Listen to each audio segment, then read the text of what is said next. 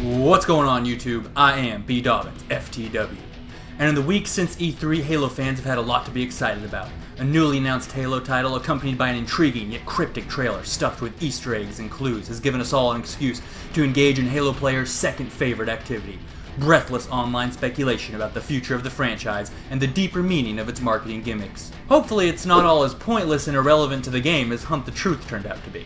This was at least partially confirmed on Bungie's website, where the game was described as a living, breathing world ripe for exploration and endless gameplay possibilities, but it's worth noting they did not explicitly use the term open. Which may mean nothing, or it might mean the game will be something closer to Destiny and Monster Hunter World as opposed to Skyrim or Witcher. Which would probably make more sense anyways. Clever enthusiasts on Reddit were able to make out the date in a crashed Pelican, suggesting the game takes place in May 2560, about a year and a half after Halo 5. And they were also able to decipher the Morse code transmitting from a Marine encampment, which translates to SOS Zeta Halo grid. Now, Zeta Halo has been mentioned in multiple Halo books. It's known to have a species of deer whose description seems in line with the deer we see in the trailer. It was a Halo ring where ancient humans once lived and were cruelly experimented on by Forerunners looking for a cure to the Flood. So based on all that, you can kind of see where things are headed. It's also worth mentioning there's been some speculation that composer Martin O'Donnell may be returning for the game. 343's previous composer Kazuma Janucci has departed, and O'Donnell recently tweeted out a selfie of himself with classic Halo's lead writer Joseph Staten and Cortana voice actress Jen Taylor, following it up with a cryptic tweet that said, "There was nothing random about our meeting." So he may be coming back, or maybe it's just an epic troll, but taken all together, there is undeniably a lot for Halo fans of all stripes to be hyped about. And just browsing the forums, you can really feel people's excitement. With gaming communities playing larger and larger roles in shaping the games they love via online feedback, and with Halo 5 itself being a great example of that, today I wanted to explore in depth the 5 things Halo Infinite has to get right so that the excitement and hype that will undoubtedly consume people for the next year doesn't end in a whimper. Number 1. Recapturing classic Halo vibes. Fans have noted that the Infinite trailer appears to signal a return to Halo's classic art style. This is good. Halo 4 and 5 were ugly and cartoonish. In the remastered versions of H1 and 2, I always preferred to play on the original graphic settings because despite the fact that the remasters were technically more detailed and higher quality, I still found the old art style much more immersive. This is because old Halos had a gritty, subdued, militaristic style defined by dark greens, grays, and blacks. The Pillar of Autumn did not feel that different from the inside of the realistically depicted submarines you'd see in movies like Crimson Tide or Red October. The humans' equipment, weapons, and vehicles felt reminiscent of real-life military tech you'd see in documentaries, the news, and movies like Black Hawk Down. But the new styles, in both the remasters and sequels, felt much more like something you'd see on Cartoon Network. The human tech was as bright and colorful as the aliens used to be, and the aliens' color schemes felt like looking over children's schoolwork on acid. Part of what made a movie like Alien such a classic hit and so scary was that despite taking place in the future, it had a very contemporary feel. The familiar hum of the computers, the click-clack of the keyboards, the construction equipment and clothes feeling just like what you'd see in blue-collar factories across the country in the 80s. It brought the film to life and made it more immersive in a way it wouldn't have been if everything was bright and colorful and fantastical. Classic Halo reminded me a lot of Alien. Its muted, gritty atmosphere made it more emotionally impactful than 4 and 5. And it's not just the art style, it's the whole tone of the game. You know, Halo 5's opening scene perfectly captures how ridiculous and over-the-top Halo became. In classic Halo, the Chief was a super soldier, but he spent his cutscenes crouch-walking and checking his corners. He felt vulnerable and real.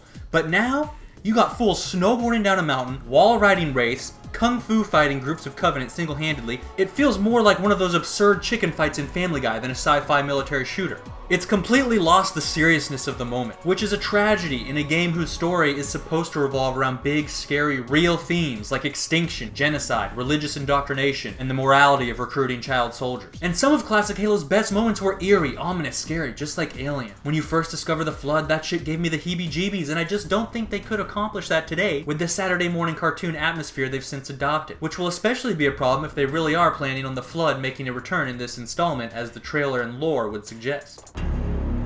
Number 2. Sprint. In an interview, Xbox marketing chief Aaron Greenberg told GameSpot that Infinite will be returning to the series' roots. Could this be an oblique reference to the deactivation of Sprint? Well, if it isn't, he's not telling the truth, is he? In a tweet that has since been deleted, developer Josh Holmes had claimed that a majority of players preferred Sprint based on a survey 343 conducted via email, while polls conducted by online gaming communities such as Team Beyond, R Halo, and Halo Waypoint have all found the opposite to be true. Meanwhile, the explosive popularity of the El Dorito mod and the fact that Microsoft felt threatened enough to bury it, and anyone who ever mentioned it, proves that there is still widespread demand out there for a Halo multiplayer experience without Sprint. None of this evidence is exactly scientific, but what is clear is that Sprint remains a divisive issue among the community. I've said it before and I'll say it a million times more if I have to, there is room for both sides to get what they want in this debate. Presently in Halo 5 you have like 5 ranked playlists, 7 social, 4 Warzone, and a buttload of people in custom games browsers and Forge. Surely there is room and population enough for 2 or 3 classic playlists with Sprint deactivated. At this point, not including classic playlists feels more like an intentional slap in the face to the series' oldest fans. It's not entirely necessary to explain how Sprint adversely affects the game. Anyone who's played classic Halo immediately notices the difference when it's included. But I will anyway. It's well established that Sprint is mostly an illusion. To keep the maps balanced, they have to enlarge them significantly, therefore you aren't actually getting around the map any faster, you just feel like you are. But the consequences of these larger maps are that they essentially remove the close quarters and vertical combat scenarios from the game that really define classic Halo in the past. And in reality,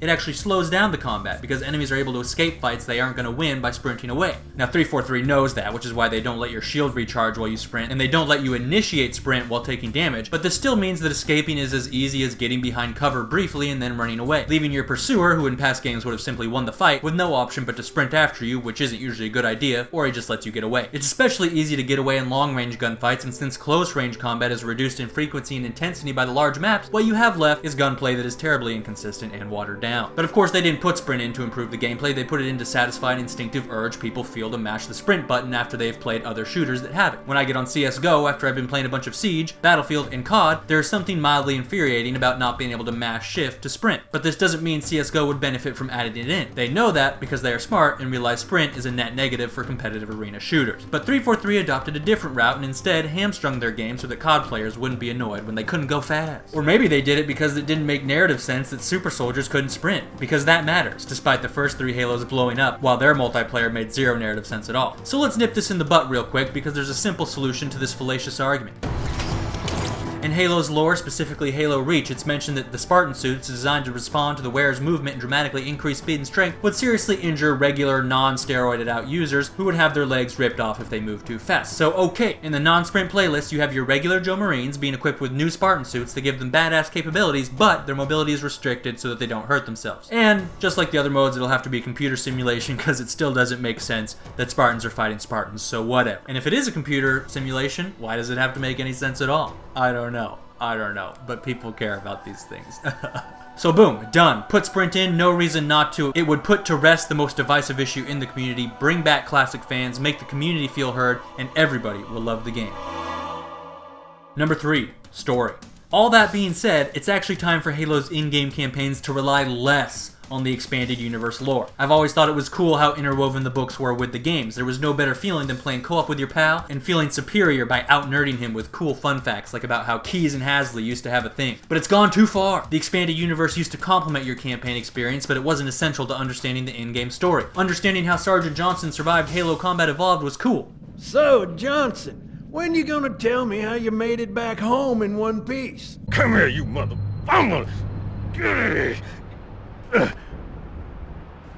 Oh, this is it, baby. Oh. Sorry, Guns. It's classified. My ass! But not knowing didn't hamstring your understanding of Halo 2's plot. But nowadays, speaking as someone who played through every campaign multiple times, read all the terminals, read like the first 4 or 5 books, I still had no idea what was going on during the Halo 4 campaign. It was not clear to me why the Forerunners were coming back, or why they were so pissed off, or who the main villain characters even were. In Halo 5, I didn't know who Locke was, where he came from, or what his motivations were. I didn't understand where Blue Team came from and how Chief got hooked up with all his other OG Spartans who I thought were dead. Because I hadn't read the most recent books, or watched the web series, which were ass and got terrible reviews, by the way. This whole larger narrative about the mantle, that was never made explicitly clear to me in the campaigns. That had to be explained to me on Reddit. And I can only imagine how confused someone would be if they hadn't engaged with any of the expanded universe, or if, like me, the last time they had was a decade ago. The Infinite trailer itself is a completely different experience if you understand the expanded lore. When I first saw it, I was like, meh. But then, I read a bunch of stuff from Redditors, and I was like, whoa, that totally blows my mind. And there definitely should be some of that, but it's gone from adding to the in-game experience to being required for it, or otherwise leaving huge gaps in the plot. One of the reasons they emphasize it so much is that expanded universe stuff is actually great for business. Companies want a franchise. Brands like Star Wars have actually made way more money off their toys and books than the movies themselves. And Halo probably has the most successful expanded franchise in gaming right now. They pump out books, comics, shows, and toys at a rate unmatched in the industry. But the games themselves should be more than just attempts to bait players into buying your IRL microtransactions. They should be able to tell a meaningful story all on their own, even to someone who is entering the universe for the first time. Number 4, avoiding the nostalgia trap. It was Halo itself that first introduced nostalgia to the gaming masses with Anniversary in 2011. Since then, nostalgia has had a corrosive effect on the industry. Dozens of projects that run on nothing but the fumes of the past, trying to resell us rotted pieces of our childhood. But you can understand developers' desire to rely on it. The most powerful part of the Infinite trailer for most people was undoubtedly when you see Chief's helmet at the end. But the truth is, they should have left Chief in stasis after Halo 3. It was a poetic end to a poetic story. It's supposed to hurt. You're supposed to miss him. Now he's just a 50-year-old virgin whose only love interest is a busted computer program. From what we know about the Infinite trailer, it's pretty clear what's gonna happen. The writing is on the wall, literally. You're gonna crash land on a Halo ring and accidentally unearth a flood in some testing facility, and then you'll have to save the galaxy, which is the exact same plot of the first game, and starring the exact same character. And considering a remake of that game has already been released on 2 separate occasions, Infinite could end up being the epitome of redundancy. In conjunction with the fact they're talking about returning to the series roots and bringing back classic art styles, I worry that this game is just gonna be another icky attempt to repackage my memories and sell them back to me. And it's like I was just talking about with COD, you know, they can resell you the game, but they can't resell you your childhood. Yes, some things should remain consistent in a game franchise, but we should also look for, demand, and value new things more. I want playlists without Sprint, but I also did enjoy Warzone. I preferred the classic art styles, but that doesn't mean that 18 years later, I still want the same characters, plot, and setting as the first Halo game I played. I mean, Jesus Christ. So with that in mind, number 5. Halo Infinite should have Battle Royale. Now, I know immediately many people's reaction to this is going to be hostile. This is probably why 343 has already announced they aren't planning on a Battle Royale mode. But I think that's a huge mistake, because Halo was meant to have a Battle Royale. In fact, it's a monumental failure that 343 was unable to discover this mode before it became so mainstream, because they have had all the pieces in place for an excellent Battle Royale mode since at least Halo 2. I don't feel the same way about most of the other games jumping on the BR bandwagon. I don't think the game mode will be very fun in COD or Battlefield. I try to keep an open mind, I just don't see how those game mechanics will complement the mode. But Halo's mechanics really would. Imagine for a second that instead of parachutes, 100 ODST drop pods fall from the sky. You have modest speed and directional control, but if you push it too hard, you burn up in the atmosphere, just like in the books. You hear your friend's character scream in agony over the mic. You land in a mysterious Forerunner structure.